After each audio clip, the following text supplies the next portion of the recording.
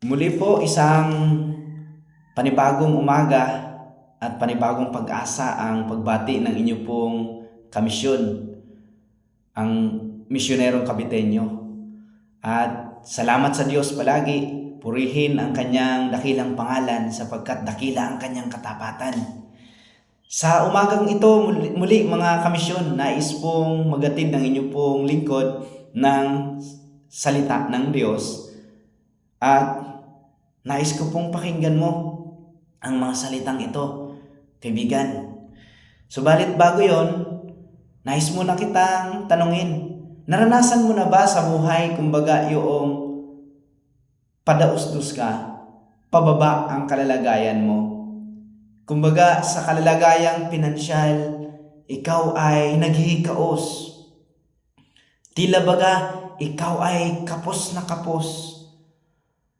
O di kaya sa iyong business, sunod-sunod ang iyong pagbulusok. At isa pang tanong, kaibigan, isa pang tanong, kamisyon. Nagkaroon ka ba ng realisasyon?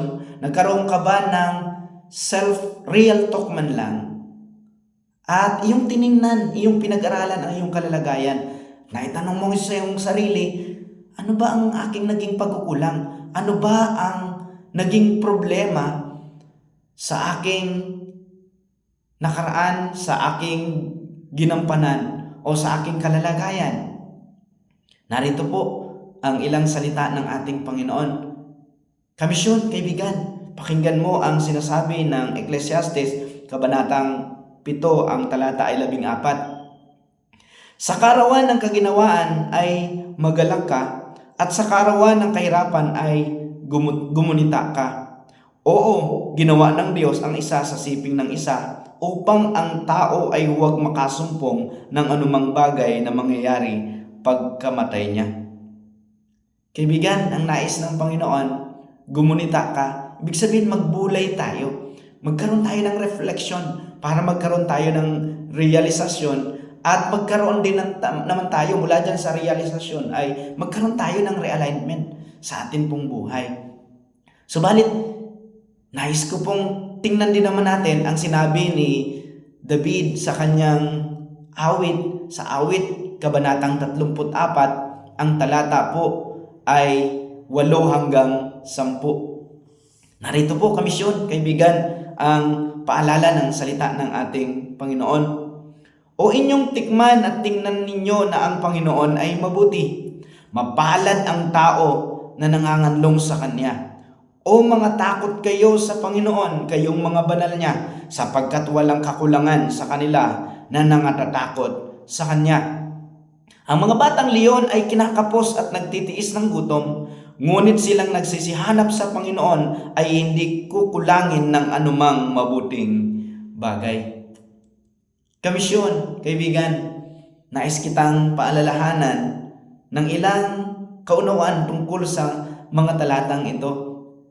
Nais mo bang maranasan ang masaganang kabutihan ng Diyos?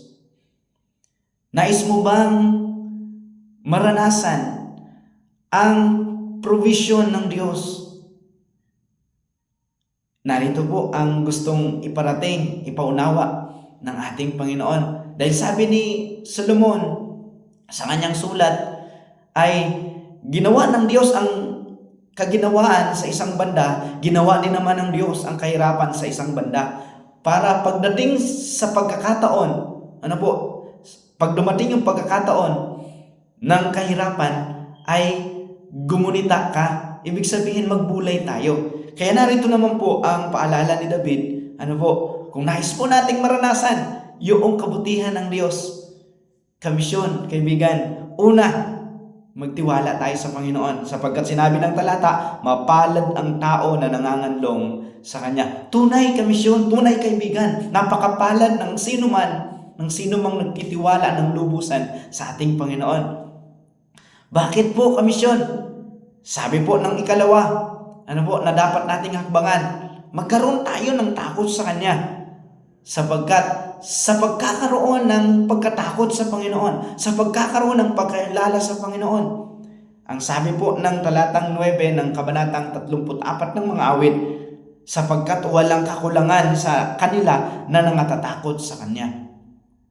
At ikatlo sa talatang ito ng mga awit ay hanapin natin ang Panginoon.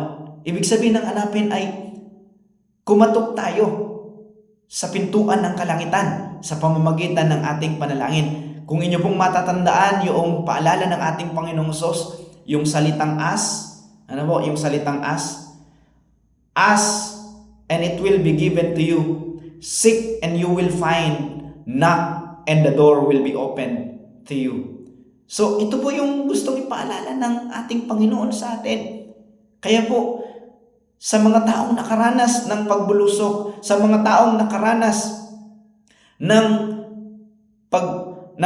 paghihikaos, kabisyon, kaibigan, ito po ang akmang talata para sa iyo. Nais kitang paalalahanan. Ulitin ko yung 3 hakbang para maranasan mo ang masaganang kabutihan ng Diyos, ang mayamang provision ng Diyos. Una, magtiwala ka sa Panginoon. Pangalawa, matakot ka sa Kanya. Ibig sabihin, kumilala ka sa Kanya. Pangatlo, hanapin mo siya. Hanapin mo ang Panginoon, sapagkat di naman siya malayo. Kaibigan, sige po, samahan niyo po ang inyong lingkod sa isang panalangin sa ating Panginoon. At muli, nawa kayo po ay napagpala ng Kanyang salita.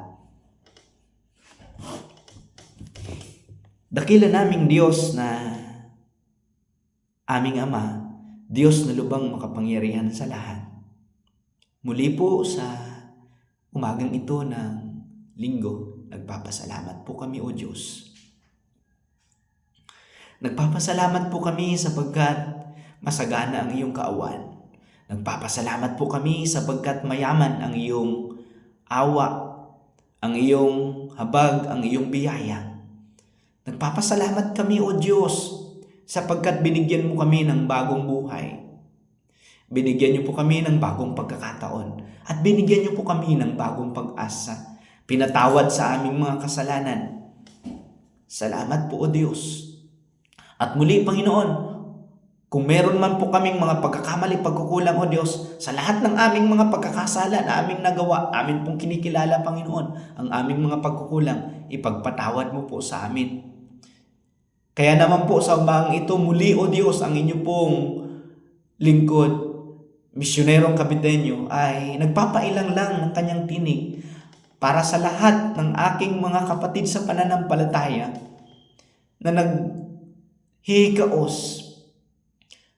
na nakakaranas ng kalalagayan na tila ba kapos na kapos, na nakakaranas ng pagbulusok. O Diyos, alam ko tunay na mabuti ka. O Diyos, alam ko na tunay na makapangyarihan ka.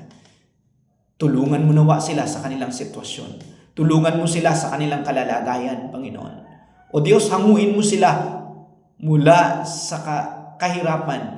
Lord, tulungan mo sila, Panginoon, na manahanan sila sa iyong kabutihan. Mabuhay sila sa iyong dakilang probisyon. Salamat po, Panginoon, sa umagang ito. Lord, pinagpapray ko din naman, Panginoon, ang lahat ng naaabot ng devotional vlog na ito, O Diyos. Lord God, I pray, samahan mo, Panginoon, maging sino man siya, lalaki, babae, kabataan, o may edad. Lord, I pray, i-comfort mo, Panginoon, kung siya man ay nahihirapan, Lord.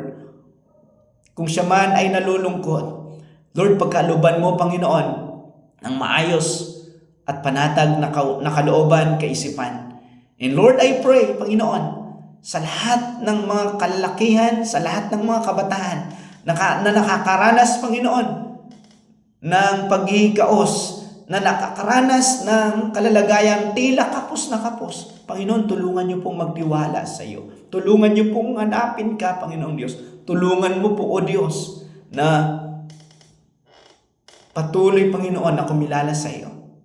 Lord, maraming salamat po. Alam ko, Panginoon, mayaman ang iyong biyaya. Alam ko, Panginoon, na mayaman, masagana ang iyong pagpapala. Maraming salamat po, Panginoon. Maraming salamat po, O Diyos. Patuloy pong pagpalain niyo po ang lahat ng nagtitiwala sa iyo. Umaasa kami, Panginoon, na hindi niyo po kami iiwan, na hindi niyo po kami pababayaan.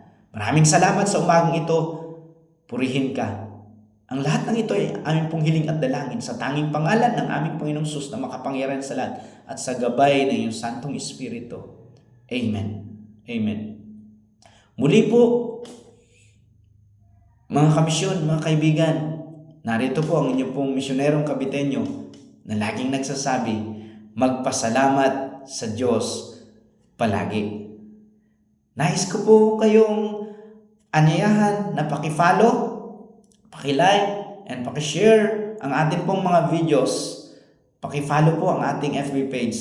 Maraming salamat sa Panginoon. God bless us all. Muli po, magandang umaga po sa inyo pong lahat.